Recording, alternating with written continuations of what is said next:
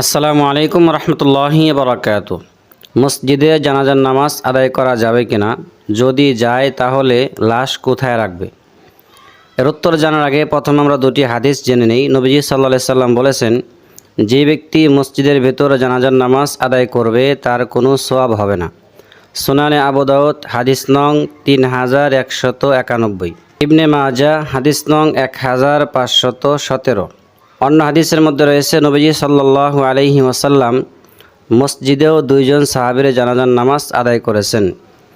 মুসলিম শরীফ আন্তর্জাতিক হাদিস নং 973, আবু দাউদ শরীফ হাদিস নং 3190।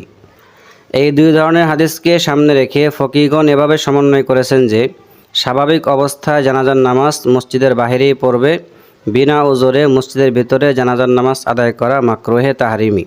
তবে যদি কোনো ওজরের কারণে মসজিদের ভিতরে জানাজার নামাজ আদায় করে, যেমন বাহিরে বৃষ্টি অথবা বাহিরে জানাজার নামাজ পড়ার কোনো ব্যবস্থা নেই, তাহলে মাকরুহ হবে না।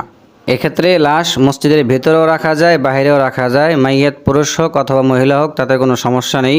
যদি মসজিদের সামনে কোনো ছোট দরজা থাকে তাহলে ওই দরজা খুলে দিয়ে লাশ বাহিরে রাখবে, ইমাম সাহেব ভিতরে দাঁড়িয়ে নামাজ আদায় করবে, তাতেও কোনো সমস্যা নেই।